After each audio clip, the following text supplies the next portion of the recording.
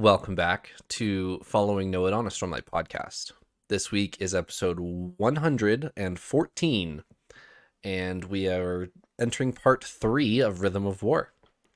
We have 4 chapters to talk about this week, several different point of views, and our first flashback chapter of the whole book. As far as page count goes, at the end of this episode, we will be exactly halfway, like to the page. At the end of chapter 47, we are exactly halfway through the book as far as page count goes. And it took us this long to get our first flashback chapter. Paul, how are you, and what do you think about that? I'm great. So far we're kicking off part 3, and I'd say we're kicking it off pretty strong. I had some moments that were super cool to me specifically, which I'm at least me specifically. So I can't wait to talk about them and really get our 114th episode on the roll. Elliot? I'm really excited for our flashback. I feel like I wasn't super excited for flashback chapters when we start, but the fact that he's been like dangling them, like the carrot out in front of us for half the book now, where it's you flip every chapter and you're like, surely flashback. Nope, nope, nope, nope. 500 pages in, and here's our first flashback. So by now I'm like really excited to finally get to some of the past of Eshonai and Venli. So I'm pumped. I like these chapters. Sounds good. Do either of you have 2 words to summarize this episode? We'll start with Elliot. I sure do. My 2 words are Socratic connections. Okay. Paul? Wow, that sounds really big.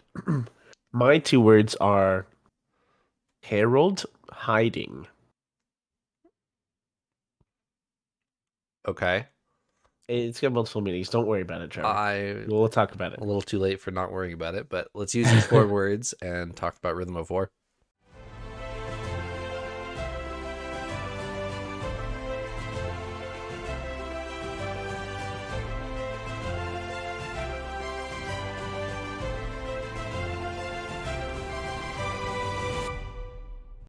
Okay, gentlemen, before I ask you to explain your 4 words, I'd like to zoom out for a second and observe Rhythm of War. We just said that we're page count halfway through, and we're just entering part 3. What are your guys' feedback on 1 and 2 parts 1 and 2 so far? I'll save mine for last. I'll I'll jump in. I think I've been enjoying it. It seems it's definitely been a different pace than the 3 previous books. We've gotten a good mix of action, but then also like some politics or some lore type stuff. It's been whereas some of the previous books has been like quite a bit of slower stuff in the beginning with maybe a little bit of action mixed in. So I think pacing I'm enjoying. It seems pretty good. Content story wise, I can never quite make up my mind with these Brandon Sanderson stories because of I know there's a Sanderlanche out there waiting for me. And so I can't draw any conclusions now because I know the big drop is still yet ahead. So I'm I'm maybe kind of lukewarmish on the plot so far, but I've been that way on like all the rest of them. So I don't want that to be any kind of a passing judgment on it so far. So I don't know, optimistic, positive. Okay. Paul? If you're asking my favorite and least favorite parts between parts 1 and 2, then my favorite part of the 2 would be part 1, and my least favorite would be part 2. But as we talked more about part 2, I did like it more because getting to exchange ideas and thoughts and observations with y'all really helped point out some things that I probably was missing. But I would honestly say that I think part 2 of this book was one of the slowest parts, or at least I've been interested, kind of overall in our Stormlight. Like, if we did our Stormlight parts at a glance, it would be closer to the bottom. as far as like my investment and excitement.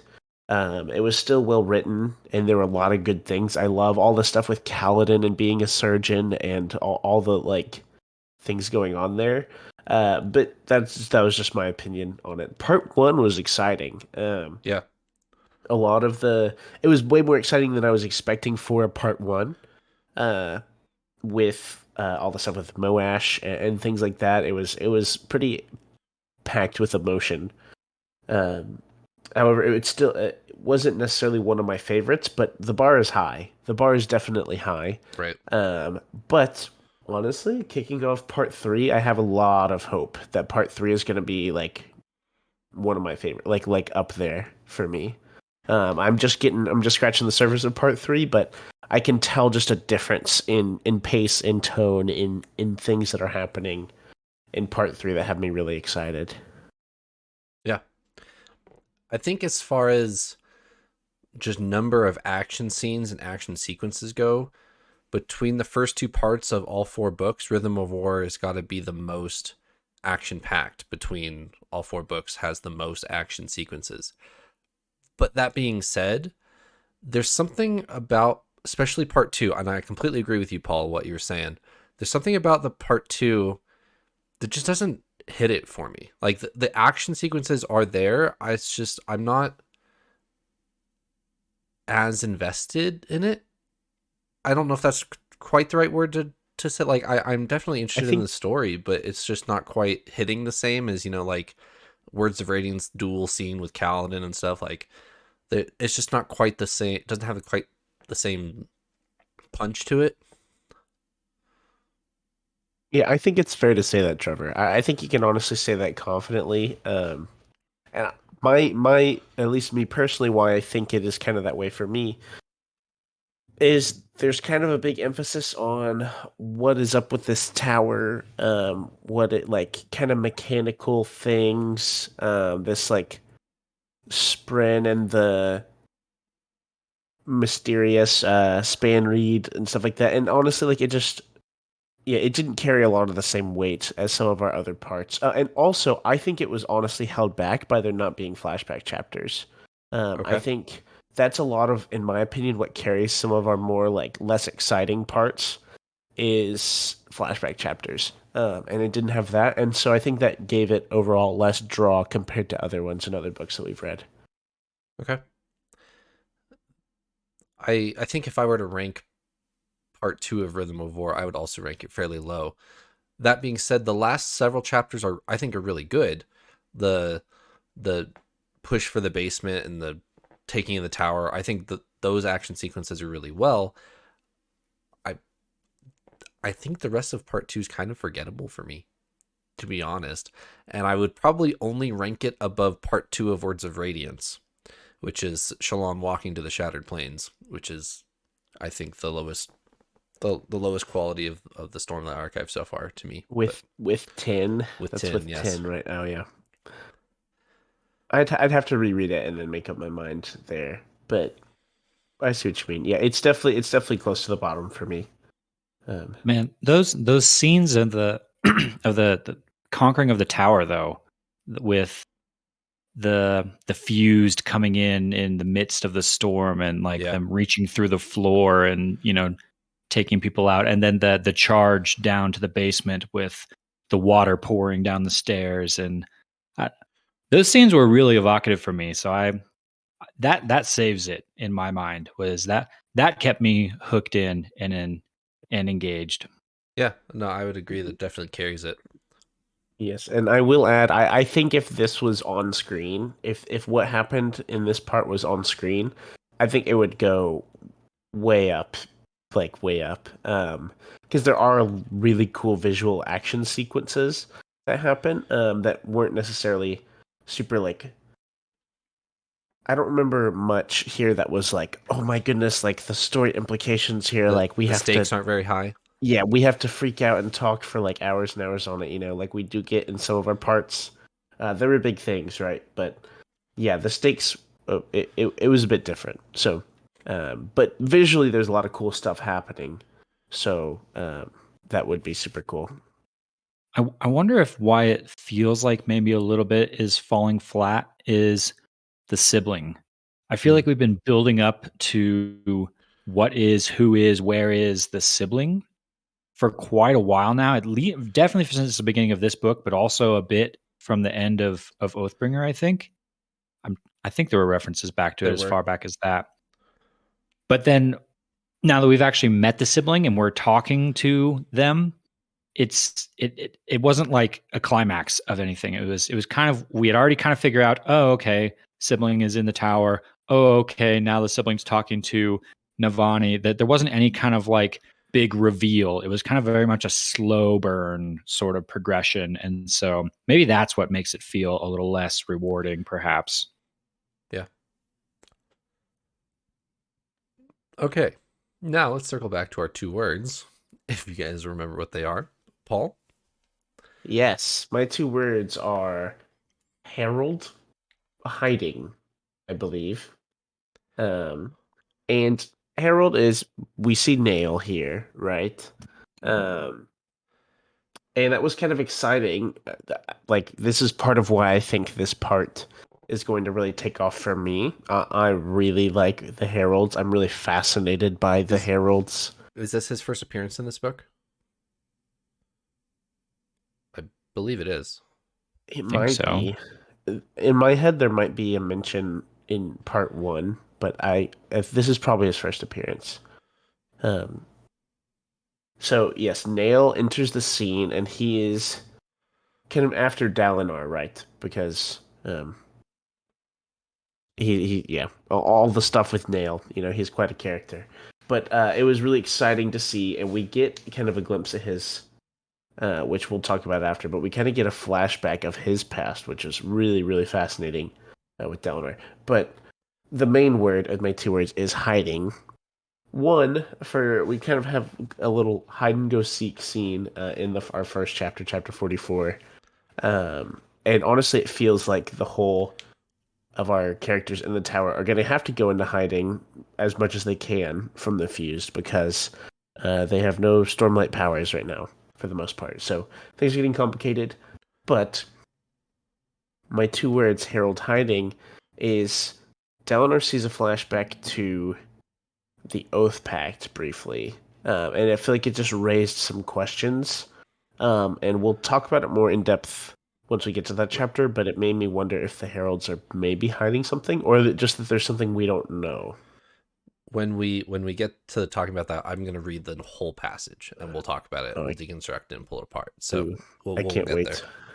There. Yeah. Elliot? So my 2 words are Socratic connections, and I'm gonna make a parallel in one of these chapters to the philosopher Socrates. There was something I noticed in this that kind of is really similar to something that he talks about in one of his works, or one of Plato's works that is talking about him. And then connections, the Oath Pact, just like you're talking about, Paul, and this seemingly types of connections that Nail, like physical almost, or spiritual, or whatever you want to call them, connections that Nail appears to have. I really want to try and figure out what's going on with there, because I'm not quite sure, but I think with the 3 of us, I'm going to learn something here. So looking forward to it. Sounds good. All right, chapter 44. Nothing too mind-boggling for this chapter, but we pick right back up from last episode with Kaladin, and he's running up the tower, and he's being chased. He's got the pursuer on his tail trying to hunt him down. He's got normal Singer soldiers in trying to block off the stairwells. But he gets out and hides with the help of the sibling, which we'll find out in 2 chapters later. But yeah, what did you guys think of this scene where the Kaladin hides in the side passage, and then he looks behind him and there's glowing red eyes trying to hunt for him? Like, oh. A little bit spooky, just a tad. It was definitely, we've seen. I honestly think Brandon should and could write a good like horror novel. He definitely could. Like he definitely has the ability to. I 100% believe that. Um, but this kind of gave some hints of that. You know, we saw that some in books past, but this was definitely like kind of spooky. I could see this being like a little jump scare scene if you were watching. Yeah. But yeah, this had me on the edge of my seat. So a really intense game of hide and go seek, if you will. Also, I'm going to interrupt you, Trevor, because we have Ah, a yes, I'm name. sorry. We have a name. I just remembered this. We have a name this week, and I'm very excited. Very excited. We have a new ardent, and it is uh, Ben Dixon. Very thankful if we can see the name there. Ben Dixon. The cup that I have this week will hopefully be.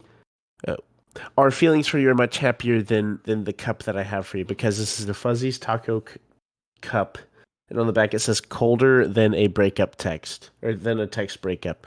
So I'm trying to find new cups, guys. So please bear with me. And we do not want to. We would not break up with you via text. We're very appreciative for your support. And so, yeah, so my apologies for the cup selection this week. I am running out. Um, but Ben, we're really thankful for your support as well as all of our patrons. So we have a new Ardent in our midst. Very exciting. And with that, we can continue. I just remembered that as we're moving along. Thank you, Ben. Thank you, Ben. With if there's any listeners or viewers who would like to send Paul a cup, let me know and we can figure out how to set that up. But That's true. if you like to donate to Paul's vessel collection, let me know. Yes. Would be much appreciated. Where were we? Well, horror yeah, films. Yes. Okay, so one of Brandon Sanderson's real good friends, Dan Wells, he does Brandon Sanderson's podcast with him. He is a comedy horror thriller writer. He writes like ironic horror for like young adult like novels, and he's part of his alpha reading group, alpha readers. So he gives him feedback on the Shalon lullaby scene and creepy eyes down the hallway and nightmare. What are they called? Midnight Essence. Thank you. Midnight Essence scenes, that type of stuff. So he gives some good feedback on how to get that horror vibe across on the page. So he has some good feedback there. Ellie, what'd you think of this chapter? I thought it was good. I thought it was intense. I can definitely maybe a little more intense visually than it is on the page. Perhaps you could definitely kind of lean into the thriller aspect of this. I can definitely feel the pressure that Kaladin is under, especially with, he's got Teft. He's carrying Teft through the hallways and stuff, trying to get away from this really powerful fused guy, the pursuer. So yeah, definitely got Kaladin's heart beating. Mine was, maybe a little bit elevated. One other thing that I would like to add to this chapter, which is partly a question. Uh-huh. Have we seen this actually used before? I feel like we have. So while Kaladin is carrying Teft, he kind of like sees this glowing ruby, which kind of like leads him to a hidden passage in another room. Have we actually seen that used before? I feel like we may have literally done this last episode. If so, I apologize. It's not last episode, it's 2 episodes ago. Yes. Where okay. Navani is talking to what's his name? Bridge 4 Dabbid, thank you. And Dabbid points out to her the glowing, they're actually garnets. That's my incorrect typo on the outline. Sorry, Paul. At least it's not my fault. The garnets in the walls and in the floor. and that's how the sibling keeps tabs on the rest of the tower. So if you touch those garnets, or if you view those garnets, the sibling is using those to guide David and Kaladin here, and Navani in the previous 2 episodes, talking to her. So, and we'll get some more of that here in a second too. So if you see a glowing garnet in the wall, go touch it. That's the moral of the story. Yeah. Well, remember that. Sounds good.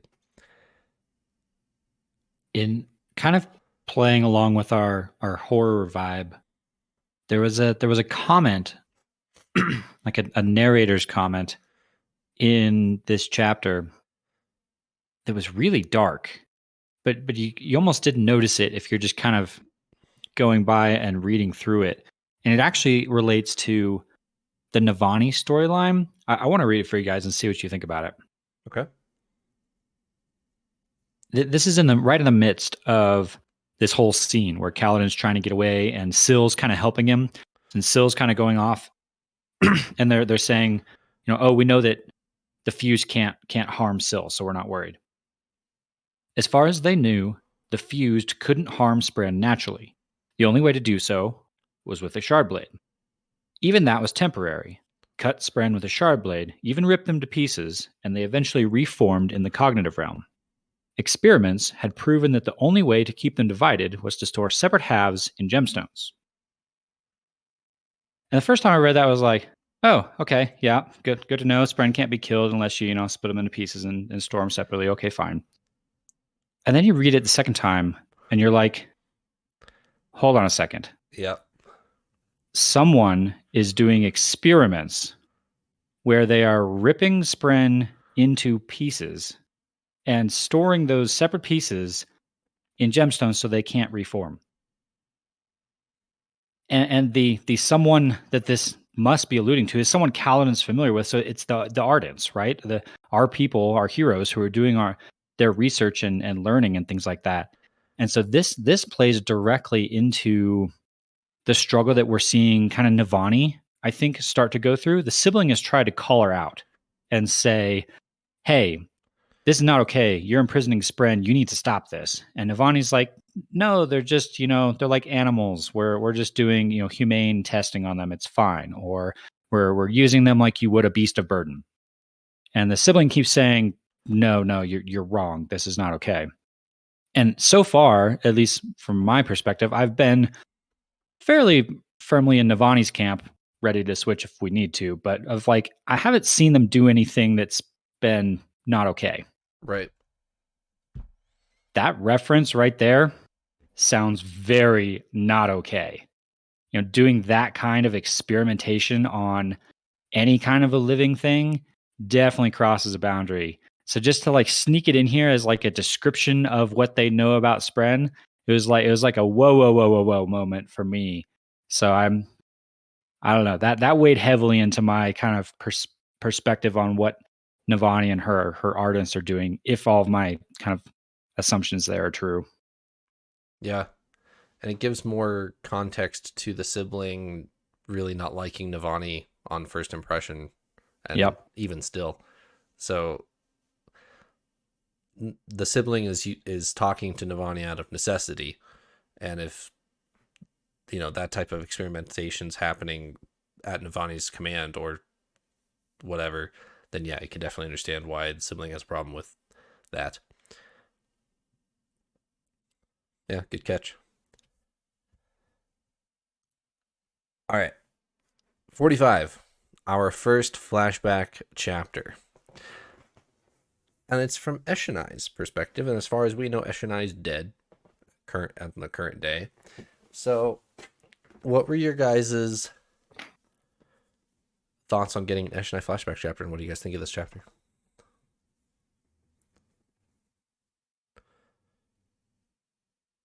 As I mentioned before, I was excited about it and super excited to see Eshonai's perspective as well.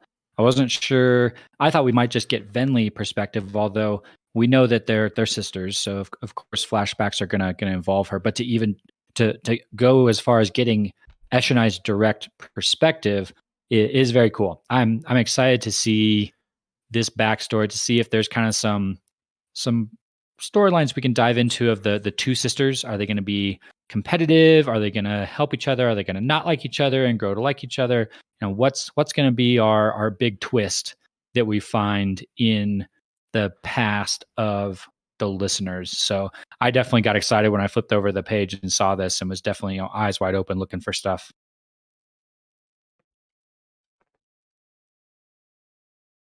At first, I was mildly, like, a little bit surprised that this was an Eshni flashback chapter, but, like, very briefly, like, it made total sense. Like Elliot said, they're sisters, and I kind of think it's cool that we're getting Eshni flashback chapters, to kind of like tie into Venli, I guess, in this book.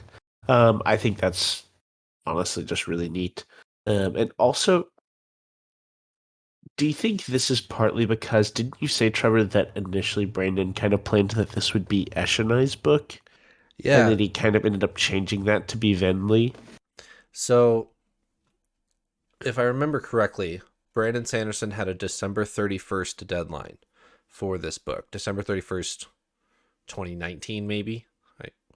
I think I think is how that lines up. Anyway, so Brandon Sanderson over the whole month of December was live tweeting his stuff that he was writing in Rhythm of War. Like, not spoilers or anything like that, but, vague, like, I really enjoyed the scene I just wrote, or the last 1,000 words have been pretty tough, or I've been really looking forward to putting this scene in since the beginning, stuff like that. And one of the things that he was talking about was I got through outline like 5, and I still didn't know if I was going to do Eshni or Venli flashback chapters. And as seen right here, he just ends up doing both. He does the chapter 45 is split, Eshni first and then Venli after that. So he goes back and forth. I think he settled more Venli flashback chapters, if I remember correctly. So you'll see more of those as opposed to Eshni, but Eshni definitely still has point of view in this book. So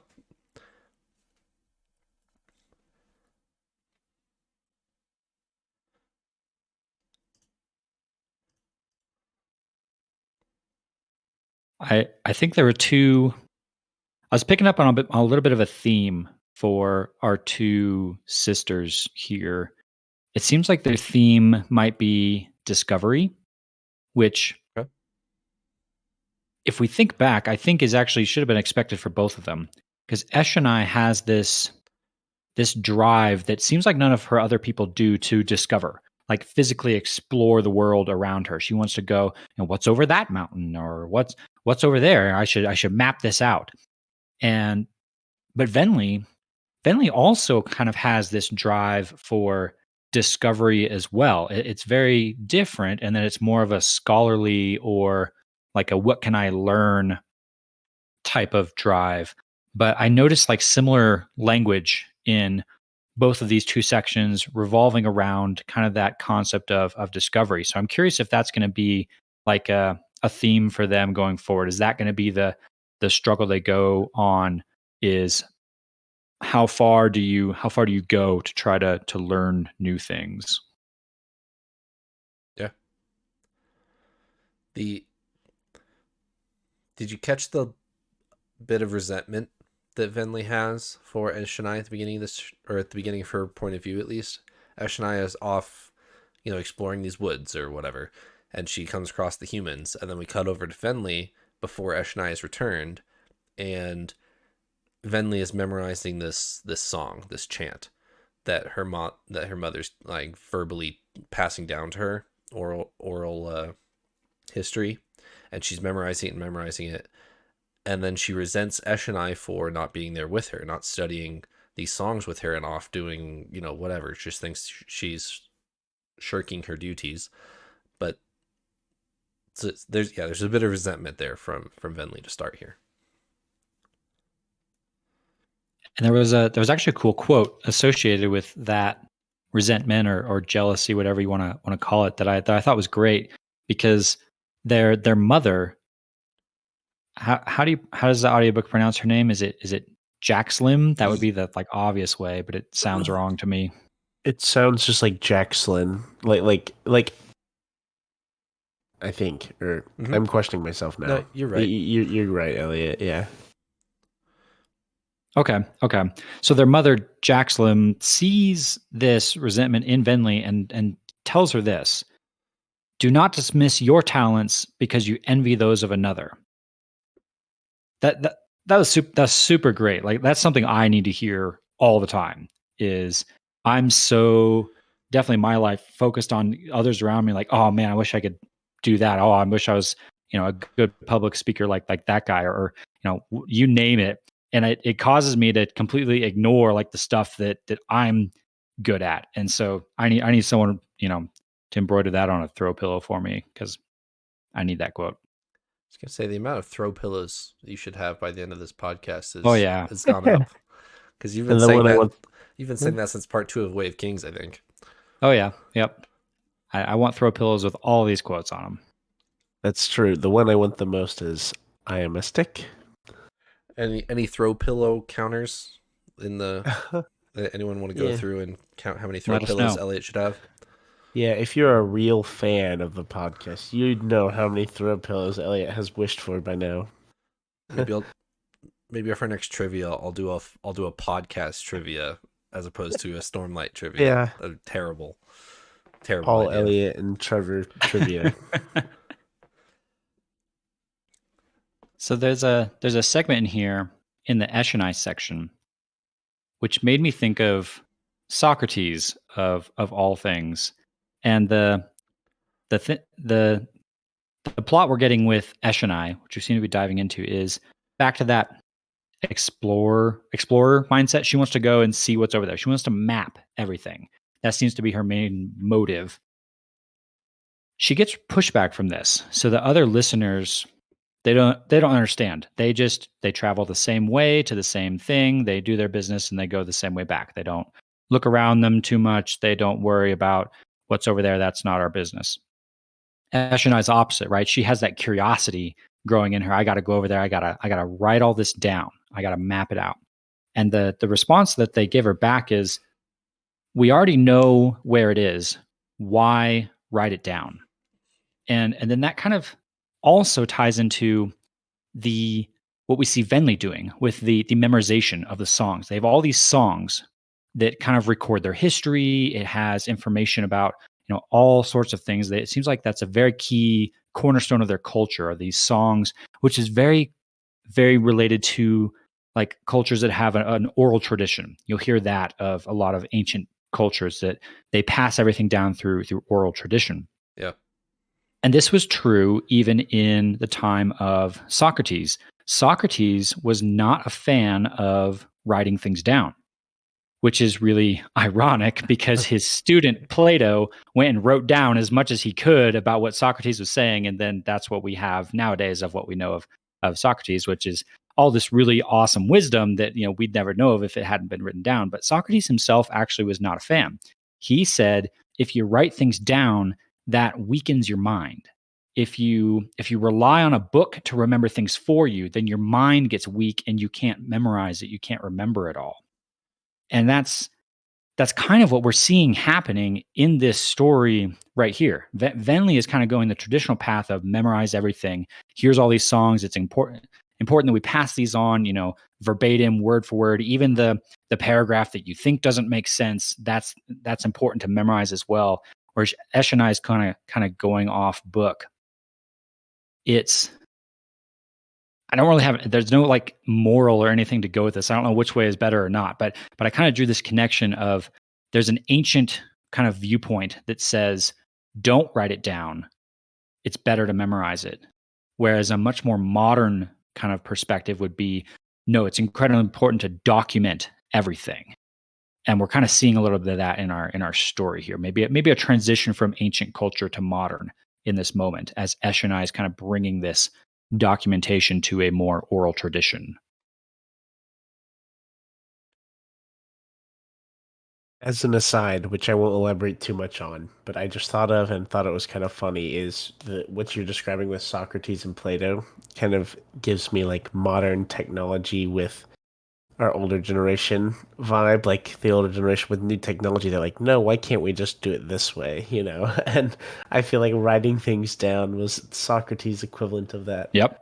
Um, And we've come so far, today where, I have to have a smartphone to remind me of what my calendar is for the day because I can't even remember that. Like that's how far we've come and how, weak our memories have gotten, for better or for worse. We have all this technology that does a lot of things for us, but maybe we've suffered a little bit in the making of that, perhaps.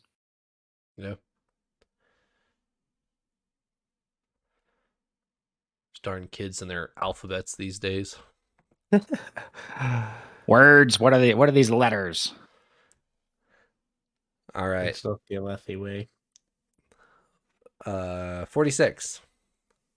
Unless he has anything for else for 45. 46. Navani. We cut back to Navani, who is just been captured in the tower by Raboniel, and she says, I will study under you or talk with you about fabrials as opposed to being locked away.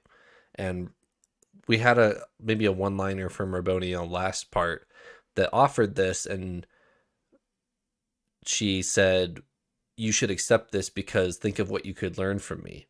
She's kind of baiting Navani into saying, like, we could accomplish cool things together. We could find out cool things together. You just need to work with me. And Navani accepts this with the caveat that she's going to try to not help Raboniel as much as she can and just learn from her. But, Raboniel's going to do the same thing for Navani. So they're going to try to play off each other here. And one of the first things that Navani realizes in their meetings is Raboniel just offhand mentions that, oh yes, Spren didn't manifest themselves in the physical realm, or Spren don't manifest themselves in the physical realm like they used to. And Navani stops and's like, what? That's what soulcasters are, is what she realizes. Soulcasters are a physical spren that has chosen to surrender their sprendom and come to the physical realm to manifest themselves as a soulcaster. That's what a soulcaster is. That's why she's never been able to figure out how soulcasters work, because there's no spren in Shadesmar equivalent, because it itself is the spren, is the revelation she comes to in the first 3 minutes talking to Raboniel. So what do you guys think of this chapter? Or the first half of this chapter, I should say. The second half is very tone different. This was a good bit of information. This fills in a gap. This answers a question that we've had. Is we knew that they can look into Shadesmar and they can see the spren involved with a lot of their fabrials, but soulcasters, that was not true. Shardblades also same boat here as well, right? In that there's a shardblade, a physical shardblade, and then I don't know. Maybe shardblades are different. Shardblades are confusing now. So shardblades are similar here, where they're the physical spren manifesting themselves in the physical realm, and dead shardblades are dead spren, right? that are locked in that formation, whereas live shardblades are alive spren that can change shape. Right. So yeah, so helpful kind of filling in the gaps here, and also this makes me wonder, like, what else is manifested spren in the physical realm that we haven't realized they are. We kind of have another category now for magical items that's maybe it doesn't seem like a fabrial, or it doesn't necessarily operate like a fabrial, but maybe it kind of still is if it's one of these completely manifested spren that's come over to the physical and like the whole thing is the spren. So new category of stuff.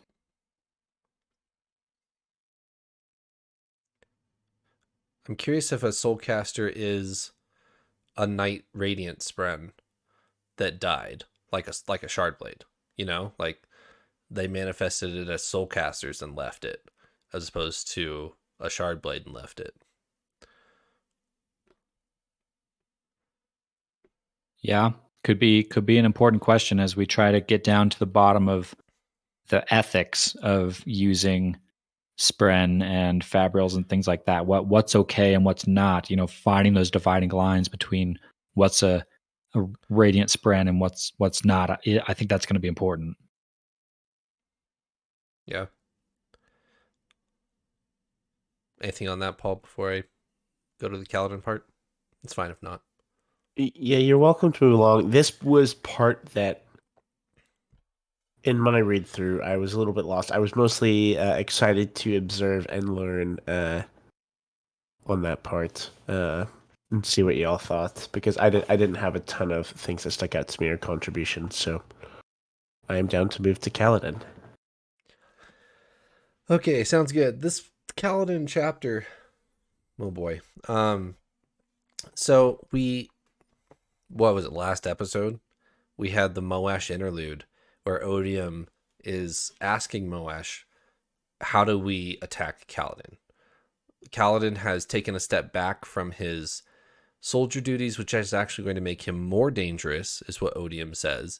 So how can we attack Kaladin?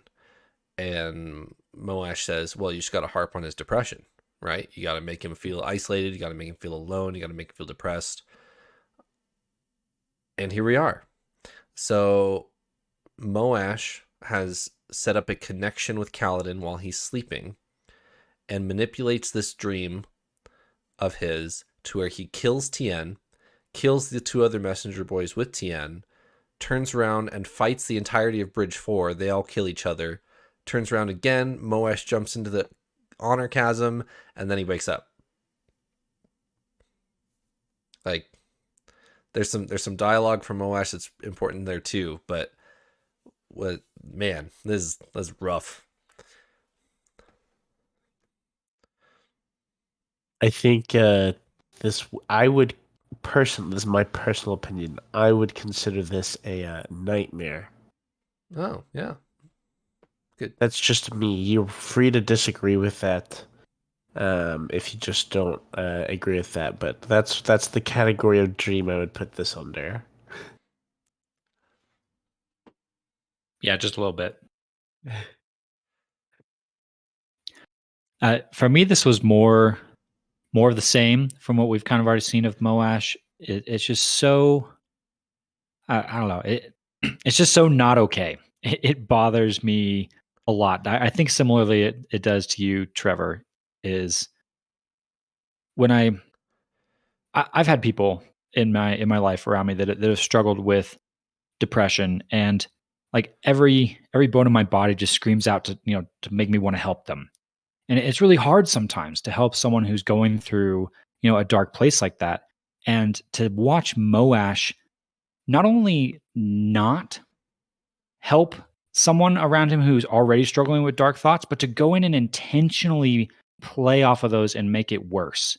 Like, Yep. there's just every single thing about that is just so wrong. To feed the darkness in someone else, that is darkness of another level somehow. I can't explain to you why that's so bad in my mind above other things that Moash might be doing, but for some reason it is. Yeah, I completely agree with you. Do you remember from last week Moash's twisted motivation here? What his thought process is here? He thinks he's trying to free Kaladin, right? It's something along those lines. No. So Odium is trying to win over Kaladin like he did Moash. Moash is trying to get Kaladin to kill himself before that happens so he won't be under Odium's rule. That is Moash's goal, to kill Kaladin before Odium can get him.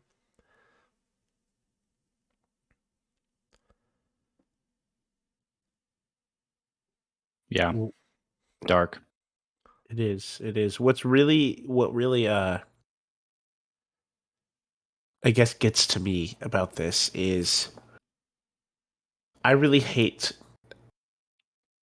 being able to see the potential in a character and then have them like just disregard or go the other direction entirely is really heartbreaking. Um, and that is entirely the story that we've seen with Moash. In that we see him kind of grow and develop a bit early on with Bridge 4 segments. And then now it's just like, just as entirely gone, like, entirely villain. And it's really heartbreaking to see. It's really, like, tough. And this is, like, really dastardly, but I don't think this is the last we're going to see. I bet we'll see. I mean, I can't think of what would be a worse flashback or dream for Kaladin to have. But I wouldn't be surprised if this keeps happening. That's kind of his goal. That's what they're planning to do. So, yeah, I would honestly bet that we'll see another one. I wanna read Moash's little excerpt here. "You saved us," a voice said, "just so we could suffer." Moash stood on the edge of the chasm near Kaladin. The man turned, and Kaladin saw his eyes, black pits. "People think you are merciful to us, but we both know the truth, don't we? You did it for you, not us. If you were truly merciful, you'd have given us easy deaths." "No," Kaladin said. "No. The void awaits, Cal," Moash said. "The emptiness. It lets you do anything, even kill a king, without regret. One step. You'll never have to feel pain again." Moash took a step and dropped into the chasm.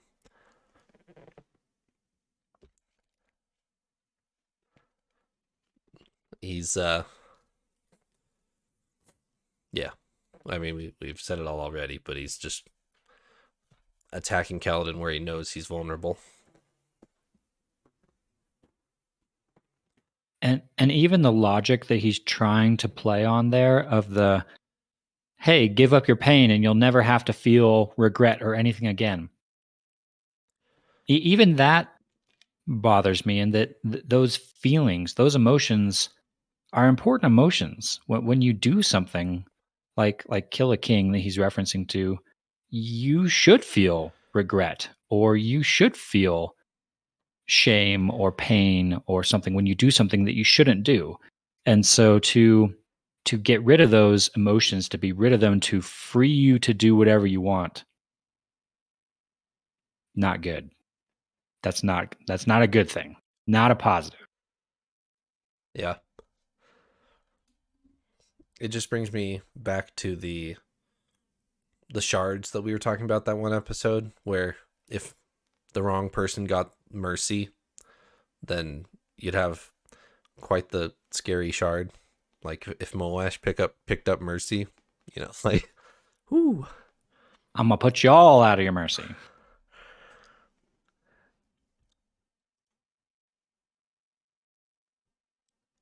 Kaladin wakes up. Go ahead, Paul. It's not something we should talk about too long for rabbit trail purposes, but it made me think of kind of what could be sort of a fun prediction or maybe guess. Do we think that Moash will get to some kind of level? In my mind, Moash is kind of the perfect Kaladin counter, like evil counterpart, like the Dark Link, Mm-hmm.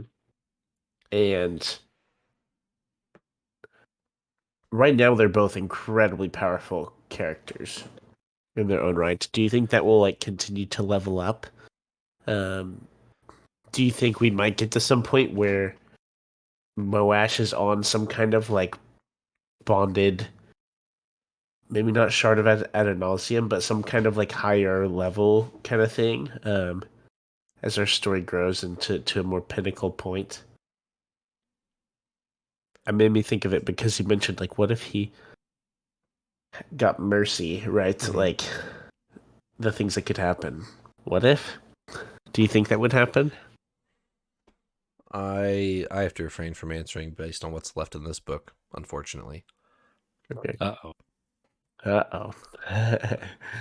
It's been a while since we've heard that. Don't It's read been a into minute that since too we've heard much, but yes. Yes. So, yeah, it has been a while since you heard that, because I remember the first 10 chapters of Rhythm of War and the last like 3.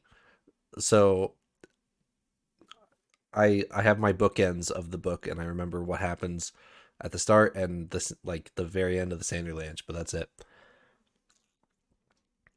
I think your question is a really interesting one, Paul, because my first reaction to that would be like, yes, we're going to see these two characters grow. Maybe they're going to be the big showdown that we get at the end of the book, like we saw Kaladin's showdown with Zeth at the end of Words of Radiance. Yep. But I'm not sure there's a lot of growing room for either of them. Kaladin has seemed to hit a glass ceiling with the fourth ideal. He can't seem to go any further there, and seems to even be questioning if he wants to go any further. So can Kaladin level up more? I don't know. He has the potential to. He can fourth ideal and I guess theoretically fifth ideal. Moash is getting powers from an honor blade. So he doesn't have any way to kind of level up any further that we know of, with the exception being, something brand new of bonding a spren or bonding a shard or becoming a vessel or something crazy like that. Mm-hmm. It doesn't seem like there's any immediate way for Moash to grow too much. So they both seem to have maybe stalled a bit. So are they going to keep growing in power? I think after I think about it, my answer might be no. Maybe they have to defeat each other to go, grow any further. Yeah. I think Moash might be a little bit too obsessed with Kaladin to move anywhere and move on with his life. Because, his mostly unchained thing. If Kaladin no longer existed, then I think Moash is progress the right word? Keep going on the path he's going on. I'll say that. But right now he's stalled. I would agree with you. Yeah, they are definitely stalled. I have faith that Kaladin's storyline is going to play into some growth, right? It doesn't look like growth right now because he's taking a step back from combat. He's doing a lot of work as a surgeon and work to try and combat like mental health problems that they're facing. But I have faith that that's going to lead to something big. I don't know what that will look like. It may not be combat growth, but maybe something else. And in the same way, I could, not in the same way. I could 100% see Moash grow in power just off of like, I don't know,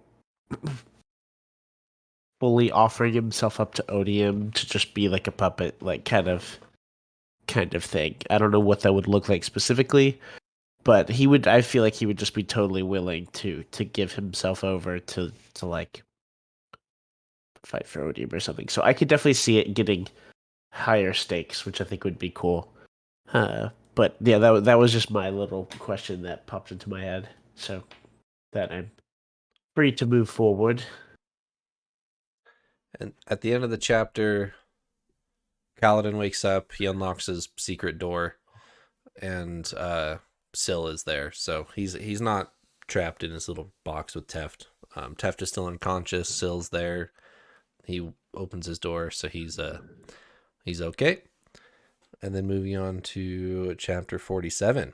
So this chapter is very... It kind of feels like it comes out of the blue. We kind of dropped Dalinar for a full part, if not more. And we haven't done anything over here in the war on the east side of Roshar. Picks up, and then we get a huge, like, lore teaser. Like, if there was ever a trailer for Nail's backstory, this is it. Because it's like just scene, which we'll read here in a second. But what did you guys pick up for the first half where Dalinar's talking to the mink? Some cool battle strategy for sure with their flying platform that they have. It's not the bridge 4 or fourth bridge or whatever they call it, flying ship. It's more it's a smaller, just tactical, hey, we're going to take this little platform up super high so you can see the entire battlefield. Yep. Which, of course, in modern day, we have planes and drones and stuff that do exactly that for, modern battles. In historical times, that was a big challenge, was awareness of what is going on. And so they're really smart here to gain a really big advantage of seeing the entire battlefield. Now, of course, your enemy does have airborne units, so they do have to defend that platform from the skybreakers who are coming to attack it, which is exactly what happens. But cool little setup with the sort of general's overlook. Yeah. And the Mink has a line where he says, I'm kind of nervous that both of us are up here, you and I, Dalinar, because, well, if one of us dies up here, then the other one's going to die. And Dalinar says, well, I'm not a tactical general anymore. That's why I rescued you. That's your job. I'm here to make sure you don't die. That's my job right now. And I will open perpendicularities for my windrunners, but you're the tactics guy. I'm just going to be sitting here. He also, Dalinar, has an interesting escape plan that he mentions in there. He's like, oh yeah, if things go badly, I'll just open the perpendicularity and we'll hop over to Shadesmar. It'll be fine. It's like, shoot the portal gun. Whoop. Yeah, I guess. It's like, oh, okay. I mean, clever, nice emergency backup plan, I suppose. And then there's like a padded ship with pillows on it that they fall on in Shadesmar. Yeah, that's so weird. Yeah, that was an elaborate setup there. But I guess you got to protect your generals. I wonder if among his beta readers, Brandon Sanderson has like a give me your weirdest application of this magic you could possibly think of, and I'll take like 3 of the weirdest ones and put it in the book somewhere. Like that sounds like this type of thing where what if you could open a portal and just jump through and fall to the boat that's waiting for you, you know?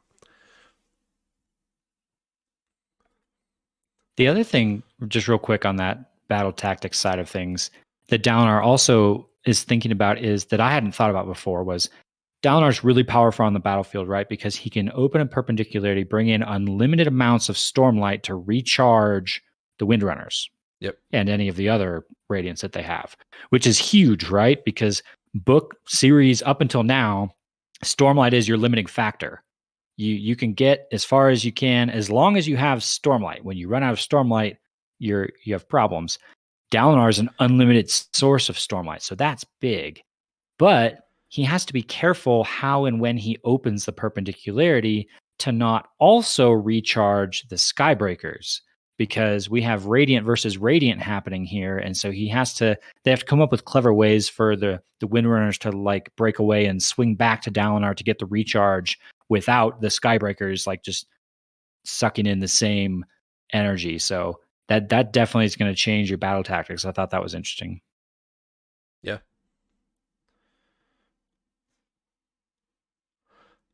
All right, are we ready for the nail confrontation?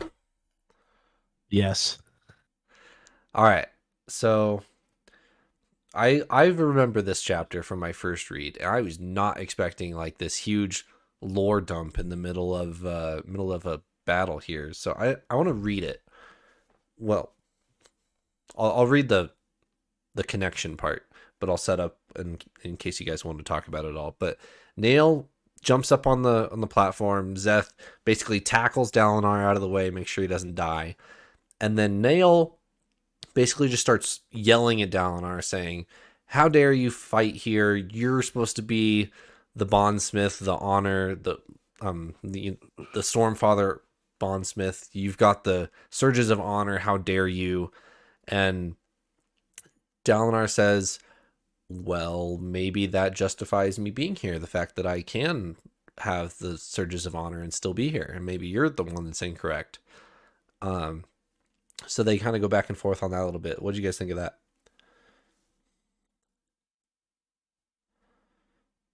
I loved it. I'm excited to see our heralds come into play, even though Nail seems unique. He seems to be the one who's really adamantly against things, while the other heralds are just kind of out of it. And yeah, it makes me curious to know what Nail knows, and we kind of know what Nail knows or why he's against Dalinar and our protagonists, but It's complicated. Either way, I was kind of excited for this type of conflict with the heralds. So Zeth almost pulled Nightblood on Nail. He was really close, and Dalinar had to stop him. yeah, I was actually a little bit disappointed in Zeth. Yes, he didn't get to pull Nightblood, but we still know what an incredibly powerful warrior Zeth is. We've Yeah. seen what he can do. And Nail just kind of like swats him away like a fly that's being obnoxious. Yeah. Like, no, get down. I I thought Zeth would put up a little more of a fight than that. I do think it's kind of funny that Cord, is it Cord or yeah, Cord has her shard bow and she shoots Nail in the face when he jumps up the first In time. the middle of a sentence. And then the second time when he actually goes for Dalinar, she shoots him again and he catches it that time.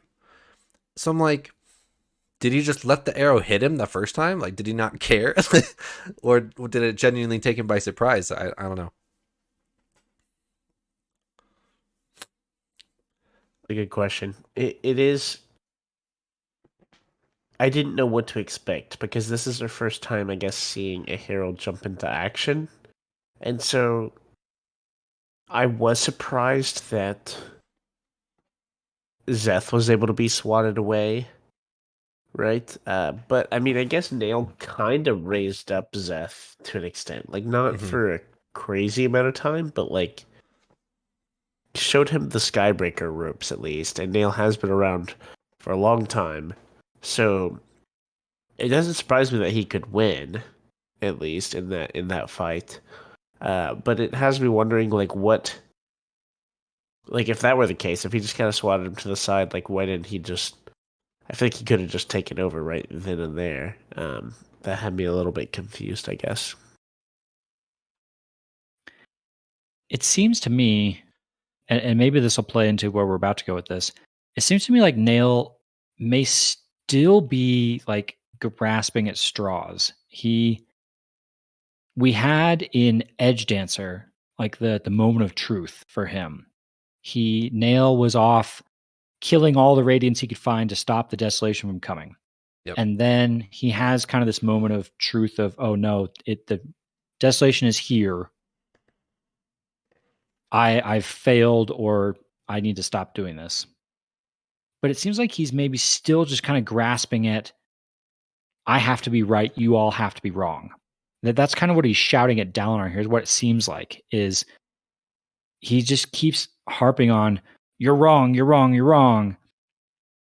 And Dalinar's kind of trying to explain to him, like, you know, maybe I'm not. Maybe this is okay. Let's talk about this. And Nail just is like, I don't know, almost in like a blood haze that he can't think logically anymore. Which they're all broken and insane, right? So Yeah. fits.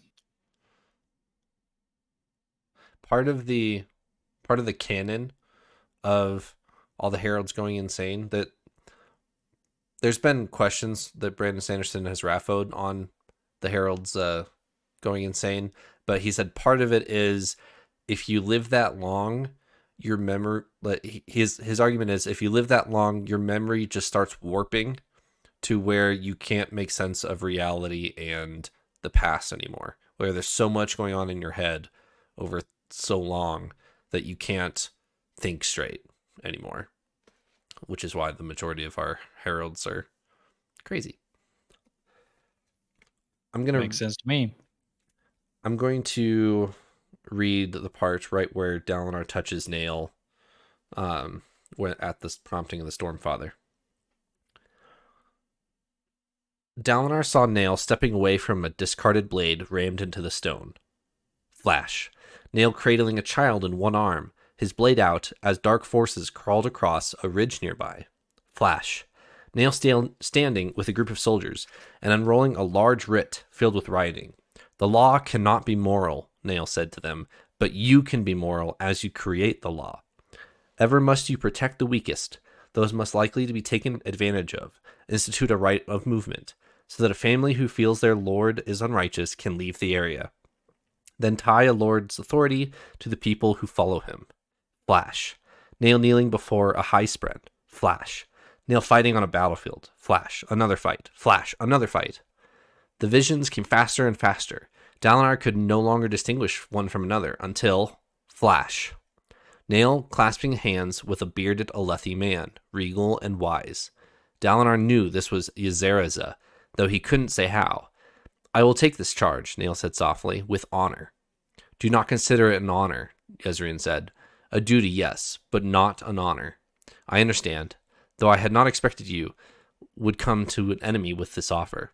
An enemy, yes, Jezrien said, but an enemy who was correct all along, making me the villain. We will fix what we've broken. Ishar and I agreed. There is no person we would welcome more eagerly into this pact than you. You are the single most honorable man I have ever had the privilege of opposing. I wish that were true, Nail said, but I will serve as best I can.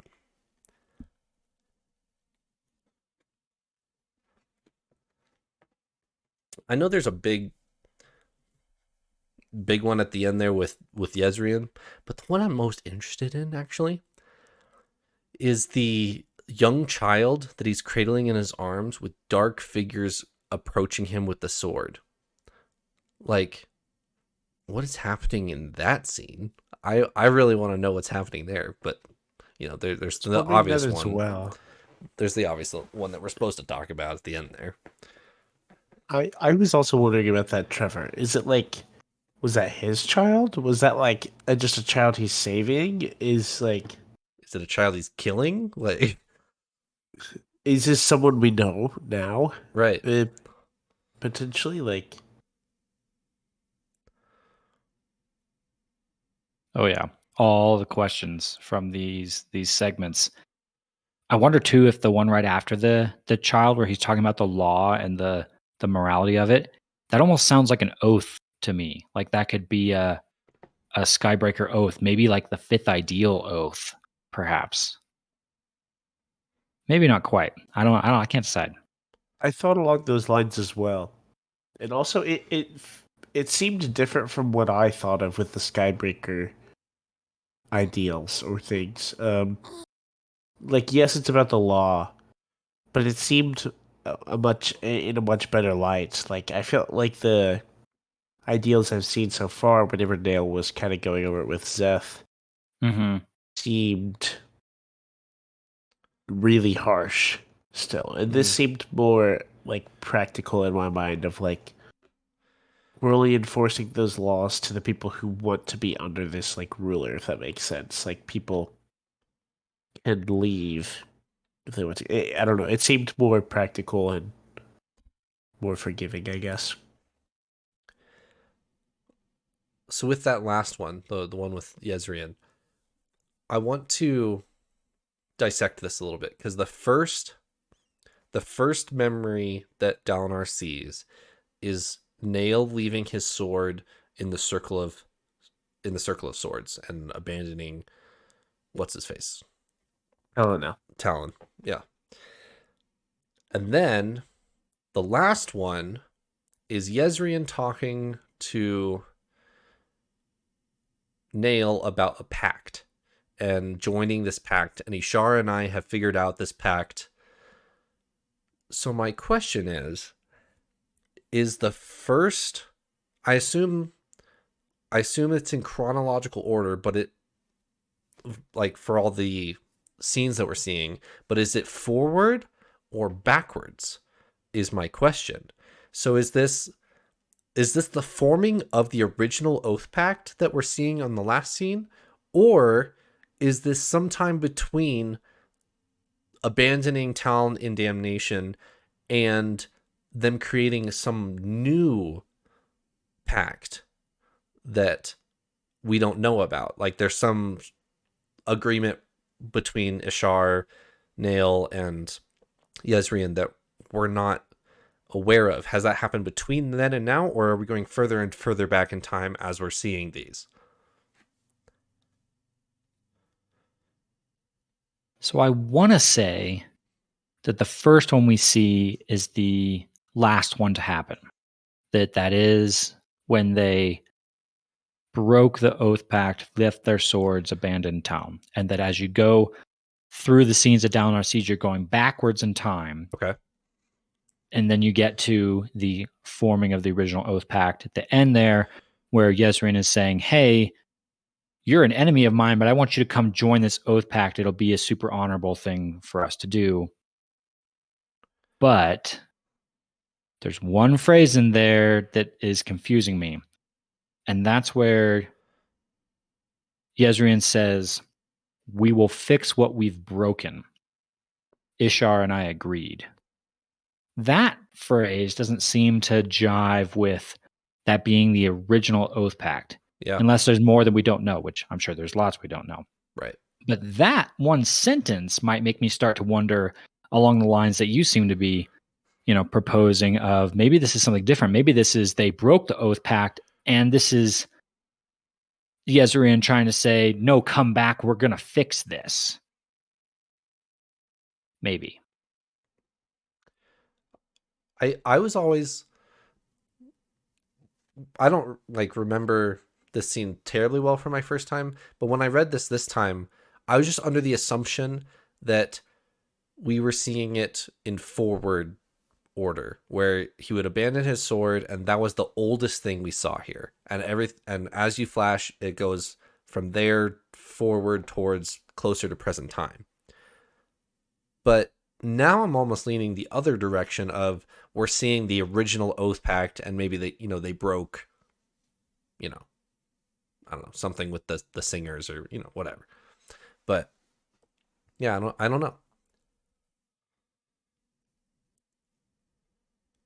I was definitely not the impression that it was getting more current. I almost thought the other way.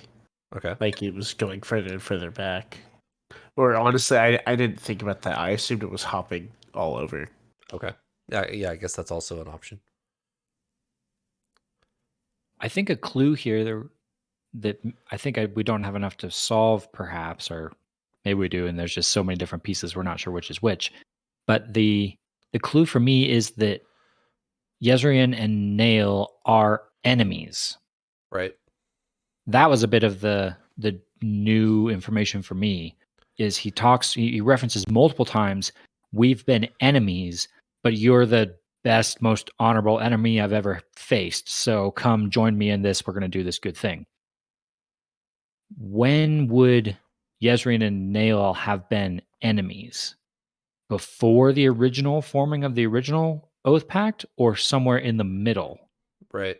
And I don't know if I have enough to piece that together yet, but that seems like if we can figure out a timeline of when they're on the same side and when they're not, that might help us place this event in the timeline. And I am leaning more towards we're seeing the original oath pact now because of what happens right after. It's not a flashback. It's, I don't know, something else that Dalinar sees right after this. And Elliot, you have it in the outline, so I'll let you take it if you'd like.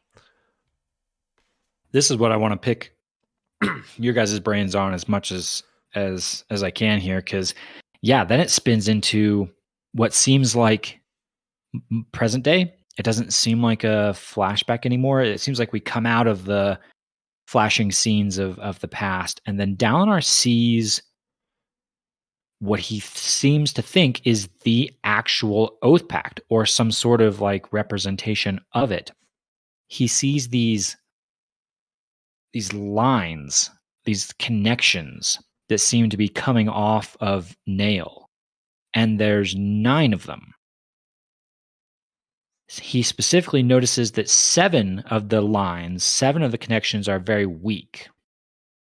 One of the connections is very strong, and the other one is completely broken.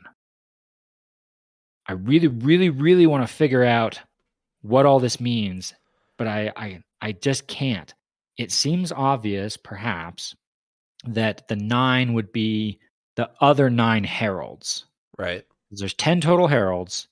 1 is Nail, so the other 9, he's got some sort of a connection to them. That's kind of what the Oath Pact is, as far as we know.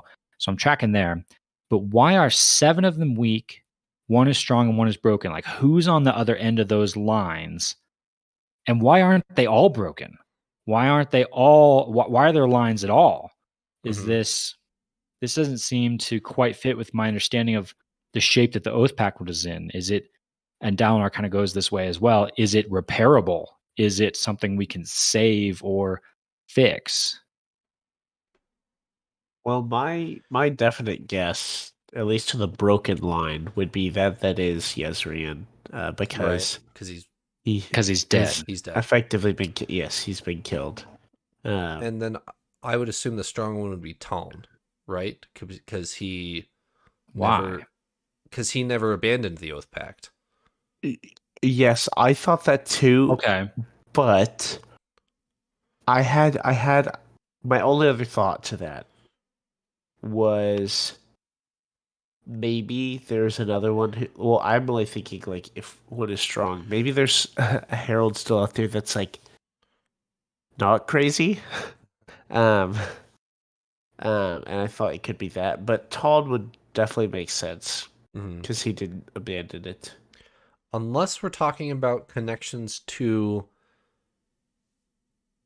Nail specifically, which in which case I would argue that it would not be Taln, and maybe it would be Ishar, because we know that Nail and Ishar have been talking recently, and because Nail goes to Ishar to justify his "I'm going to side with the singers" line of thinking back at the end of back at the end of Oathbringer. He goes to talk to Ishar real quick with it's Izazeth's chapter, and so maybe the strong one is to Ishar, and he's connected to Ishar well, and then he's weakly connected to everybody else because he hasn't talked to them in forever, and then he's broken with Yezrian. Maybe that's a...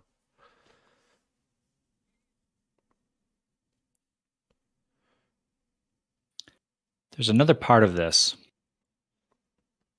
that's interesting. Dalinar sees a line connecting Nail and himself. Does he? Yeah. I missed that. Okay. I think I'm reading this right. The vision faded, and Nail lurched away from Dalinar, gasping, his eyes wide. He left a line of light stretching between him and Dalinar. And then Dalinar, like, the Stormfather kind of chimes in for a second there, and then Dalinar's kind of talking through it. And then later he says, Dalinar stepped forward, walking amongst his stunned bodyguards, noting 8 lines of light extending from Nail into the distance. So the 9 total, I think, is actually including the one running from Nail to Dalinar, which is confusing. And you said there's 8 going into the distance? Dalinar stepped forward, walking among his stunned bodyguards, noting 8 lines of light extending from Nail into the distance. So then does Yezri not even have one? Yeah, it could be where Yezrian no longer has one. And the broken one is... Is the broken one then Taln? That's what I had thought.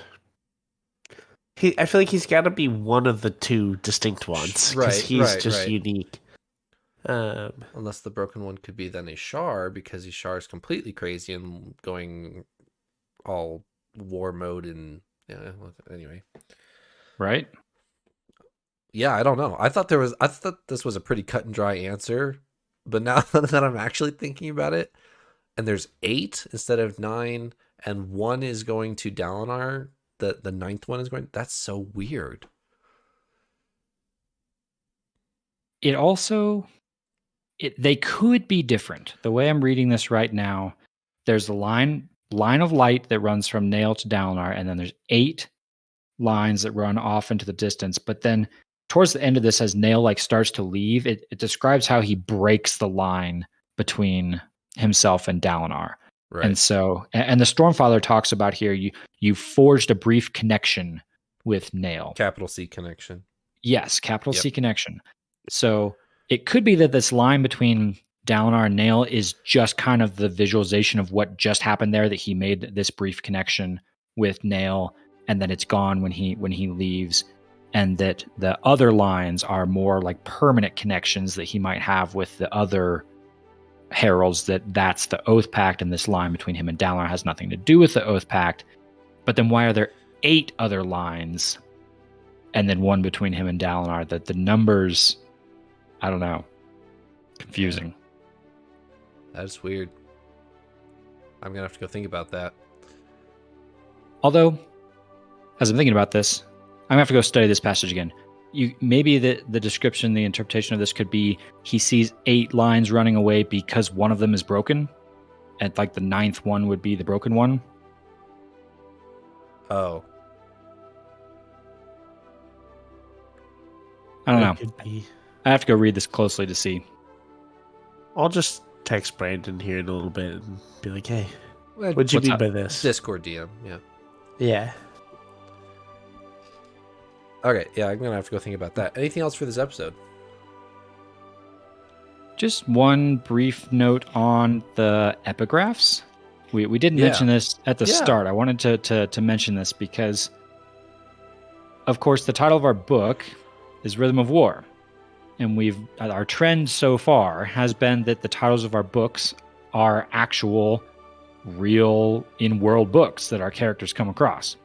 So I've been on the lookout for Rhythm of War. Well, we just found it. It's the epigraphs from these chapters of this part are taken from the in-world Rhythm of War, which is super cool. They haven't been super informational yet. None of these 4 or 5 here were really great. They seem like they're just kind of bits and pieces of a conversation almost, or a stream of consciousness in a way. But I'm trying to figure out who might be speaking, who might be the author of A Rhythm of War. And then also, I got myself wondering, is this like an actual rhythm? Is it like a poem meant to be spoken to a rhythm of Roshar? Right. And so I actually did spend a few minutes trying to do a little bit of Google research on how to determine like poetic meter, to see if I could, figure out, is there a poetic meter that goes along with these little phrases that we're getting, that you could try and get to like a rhythm that it's supposed to be spoken to. I didn't get very far. That is way outside of any of my expertise or knowledge. So maybe someone out there who has a little more background in poetry and in English can maybe help us out there. But I couldn't tell if there was any kind of a rhythm or meter to these or not. But I want there to be. Hmm.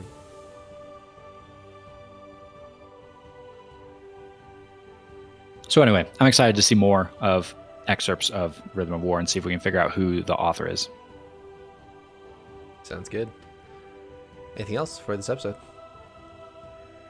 That's all. I was super excited to see this content with Nail, our herald, and Zeth and a bit there. So I'm really excited going forward. Yeah, me too. Let's reconvene next week. Thanks for joining me, Paul and Eliot. See ya. Doodles.